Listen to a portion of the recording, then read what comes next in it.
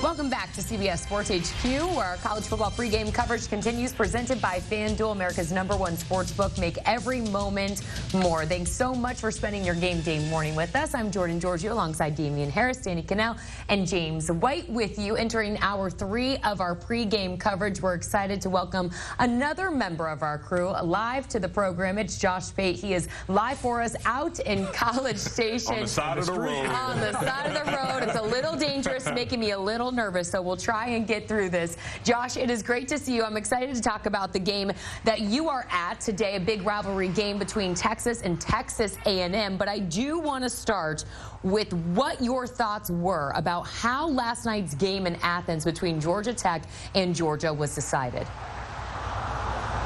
Classic game with a ridiculous ending is the way I saw it. I despise the way college overtime is formatted, and especially in games like that, and in most games that go to overtime, it's a shame because you've had a 4-quarter game played by, you know, normal rules of what we would call college football, and then it's like a circus director put together the format, like a 7-on-7 tournament director was allowed to put together the format for overtime. Georgia wins, horrifically officiated game. It's been a chronic issue across college football all year. I say that, though, and you got to be careful not to take away from an accomplishment, because, I mean, a team went out there and won a game. Black Friday atmosphere there in Athens, and so Georgia gets the win. I did notice there was a lot of points of contention taken with the way the spirit of the broadcast was presented, and just the notion overall that Georgia, if they won the game, was a lock to make the playoff. I think they are a lock to make the playoff. I don't think if they lose 50-0 next week to maybe Texas A&M, they're out of it, because they are going to be a top 10 seed going into it. But I understand this is the first time around the merry-go-round, so yes, technically there's not a lock of anything. But I loved watching the game. No eyeballs were turned off from the game. Listen to everyone excited rolling into town today. But I do just utterly despise with every fiber of my being the way we do overtime. That's just why you're one of the most wrong guys in all sports, because that was awesome. Like, the only thing I would change, Pate, the only thing I would change is maybe start it back 15 yards back further. But it's not like we have a field goal kicking contest. They are running football plays where you have offense that comes into play, defense comes into play, and we see them both make big stops. What would you do to fix it? What's the solution to that, which I think is the most dramatic, exciting entertainment moment in any sport on the globe? What would you do to fix it? Even though I don't think it needs anything. I would just love to start out of scoring range. I would love to do alternating possessions. I don't have a problem with that. I would just love to start at the 50-yard line. I mean, listen, you know good as well as I do, if there's a fender bender behind me right now, I'm going to turn around and look at it. That doesn't mean it's great for the flow of traffic. Just because eyeballs are on something and attention is paid to something doesn't necessarily mean things are being gone about the best way they can be gone about. I hate the idea that you begin in scoring range. That's what I hate. Started at the 50. I don't care. You keep everything else the same. I also think if we did that, there would be enough variance thrown into the equation to where we don't have to get to 3 overtimes and just go like shootout, penalty kick style to decide a football game. Well, Pate, getting out of the overtime conversation, we talked a little bit on the show about how Carson Beck has been improving the last couple weeks. Do you think the way he's played recently is playing himself back into potentially day 1 draft eligibility, day 2? Like, do you think that the way he's playing, he's continuing to elevate himself up the draft boards after he took a dip with his performance in the beginning and the middle of the season? It's the first thing I try and do every week, Damian. When I'll be at these games, there'll be a lot of NFL draft and NFL scouting types at the games, and I'll ask them about guys like Carson Beck. I know the mock draft community has kind of wavered on him. I mean, candidly, their opinion hasn't. They've looked at him and they've sung pretty much the same tune all year. They look and say, yes, his performance has fluctuated. We're more about tools than overall performance and resume and body of work at the college level. We don't think that that's necessarily translating apples to what we would ask him to do anyway. So they're still pretty high on him. And when I say high, I mean they're as high on him as they were last year. There's a reason he came back. He wasn't a slam dunk top 10 pick. I still don't think he is. We may see Quinn Ewers play today in that same kind of situation. I just don't think the opinions have fluctuated nearly as greatly on those guys from the decision makers as maybe the mock draft community would indicate. Do you feel that it's fair that Texas A&M essentially has to beat Texas and Georgia to make it to the college football playoff? Yeah, I think that is accurate, which is a differentiator from what they were saying, and I agree with about Georgia last night. The difference is Georgia will begin next Saturday's SEC championship already in the top 10 conversation. I don't think they would fall out. With A&M, even if they win today, and that would be a monumental task, but even if they win today, what were they, number 20? I'm not sure they jump into the top 12. Therefore, I'm not even sure they enter next week inside the conversation. Therefore, if they lose next weekend, if they were to get there, that's not being dropped out of it. That's not being penalized for losing your conference title game. I also think this, I mean, I understand the playoff is the 800-pound gorilla in the room, and I understand that we've got SEC championship implications. But just for a second, at some point today, I would encourage everyone to step back, understand this sport is built on rivalries. College football rivalries were around long before championship games and playoffs were around. And the fact that we got this one back is a beautiful thing. You've got 18, 19, 20-year-old folks who love this sport, who really weren't old enough to understand the magnitude of this particular game the last time it was played, and just the pure, unfiltered, unadulterated hatred that exists between these two fan bases. I drove from Austin to College Station yesterday. It's 2 hours. You might as well be driving from Russia to Sarasota in terms of the difference in culture and the way that people feel about each other. It's so beautiful. Pate, I want to switch gears here, and I want to get into the Texas quarterback controversy, because we're hearing a lot of reports that Quinn Ewers in this ankle injury. Obviously, we saw him last week. He was very limited mobility-wise. And when I go back to the Texas game against Georgia, that was the first time where we saw Sark make the decision to make a change at quarterback, put Arch Manning in. With such high stakes on the line today, do you think Quinn has a shorter leash to be replaced by Arch, or do you think he still gets that same leash of, okay, well, as long as it's not 2 or 3 scores out of hand, we're going to stick with Quinn? I think Sark looks at it as a game-time decision. I think a lot of that organization looks at it as a game-time decision. I got to tell you now, even though it was Thanksgiving, I was hitting a lot of people up trying to get intel on that. And the ones that would normally be forthcoming, albeit if you agree to keep it off the record, even they were not forthcoming. So I think we're looking at a real game-time decision today. He's their starter for a reason, Damian, and if he's good enough to go, he'll go. I just think it is such a luxury that, number one, they have Arch, and number two, they've already had a situation this year where Quinn got pulled out of a game that he was healthy in. He just wasn't performing. So whether it's injury, whether it's lack of performance, if he came into today 100%, I don't doubt that coaching staff has full understanding, and that team has full understanding that if you don't perform, I mean, if you're a left tackle, we're going to yank you. If you're a middle linebacker, we're going to yank you. If you're a quarterback and you have the kind of depth they do, they're going to yank him. And I think that if you were to ask Texas A&M, they kind of look at that and say, we don't view it as any kind of advantage for ourselves if one is in versus the other, because much like Texas A&M's quarterback situation, they've popped different quarterbacks on folks at different times in the year, and those two different quarterbacks have presented two very uniquely different challenges in terms of their skill set.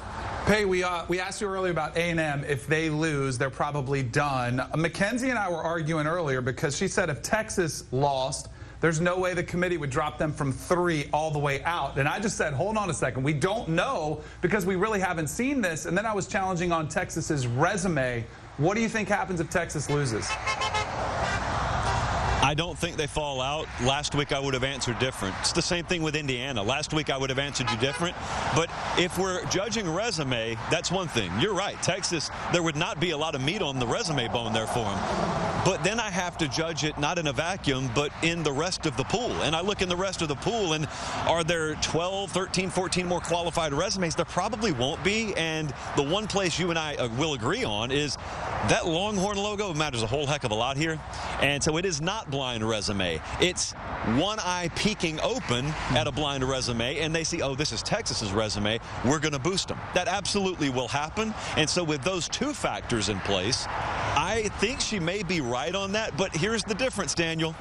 We're thinking about a Texas loss like 27-24. What if it was 41-14? It'd be crazy. But what if it were just emphatic, like Ohio State, a generation ago now, it seems, beat Wisconsin like 59-0 on Conference Championship Saturday. And it went from Ohio State's got no shot to Ohio State's a slam dunk to be in over the span of a few hours. That's how quickly the momentum of opinion can shift. I need to trademark that, momentum of opinion. Write that down, Gelby. But I think that could happen. Very unlikely.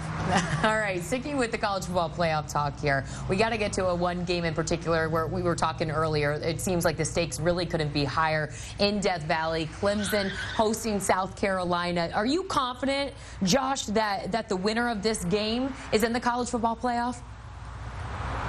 Oh, I'm not confident of anything with either one of these teams. I have no idea. I feel like I'm watching two teams surf on a seesaw, and it could just swing either direction. I think it's interesting that this game happens in the early window. So we're about to kick this one off in a little while. I believe the rest of the day could radically change the prism through which we view this result. Now, if it's emphatic, like we were talking about previously either way, then I could see a situation where if South Carolina goes in there and they're up 30-10 in the fourth quarter, the overwhelming sentiment is we can't keep this team out. I could also see a situation where it's a dogfight either way, and then you're saying, all right, let's bookmark this, and let's wait and see what the rest of the day holds. There's this other one of several really interesting scenarios here in that Clemson could win today or lose today, but if Miami loses, they go to the ACC championship game. I'm interested in this scenario because this is the one that would have my friend Mr. Cannell there outside the building just punching air. If Clemson were to win today, they're already in the top 12, I believe. If they were to win today, they would probably, let's say, be a 10 or 9 seed. If they get their ticket punched to the ACC championship game and they're a 9 seed and they lose, I think that committee may drop them out. And that would be wrong, because that would be punishing someone for losing their conference championship game. But I don't know that the ACC has that protection orb around it like the SEC and the Big Ten would in that similar situation. And I actually want to see that happen because I'm not crazy about this format. So I kind of want to see the thing blown up as early as we can possibly blow it up. Pate, so in this rivalry, right, Dabo, he was on our show last week. He was pounding the table, trying to promote the ACC, promote his team. Well, what they have to do is they have to beat South Carolina first. They have to control what they can control. And when you actually look at the game, when you peel everything else back, drop the CFP conversation, drop Dabo's conversation promoting himself, who do you think wins this game and why? I think South Carolina wins the game, and I think when I look at the trajectory of two teams, I think South Carolina's is undeniable. My problem with Clemson, or my big question mark on Clemson, is they have struggled to scale their performance. What I mean by that is if you look at their stat categories and not their resume, it's very presentable in a lot of areas. But then you filter it out and you look at when they played Georgia and Louisville, which to me are the two best opponents they faced, they got owned. They weren't close games, they got owned. And then they've made their hay against inferior competition, which it's not a crime to do that. It's hard to beat good teams. But we're trying to figure out whether you are one of those good teams. And so you're facing one today in South Carolina. You're facing one that can really get after you off the edge. Not crazy about Clemson's offensive line this year, per se. I think South Carolina can wreck this game in that facet. Lenore Sellers is a total wild card. But I just think South Carolina's playing their best ball at the right time. And I really worry about Clemson's ability to scale their performance up against quality, like top 15, top 20-ish competition, and I think South Carolina fits that description. Speaking of chaos, there's been a lot of chaos in the Big 12 conference. Teams going down left and right over the last few games. How do you feel like that conference shapes out? Who ends up in the Big 12 championship? Man, my best guess is Iowa State right now.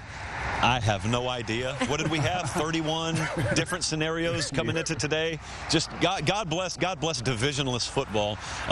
Probably brought to you by the same folks who brought to you the playoff format, but I digress. I'm not here to complain on this Saturday morning. I think Iowa State. Kansas State goes in there today to Ames. Iowa State's a very short, less than a field goal favorite.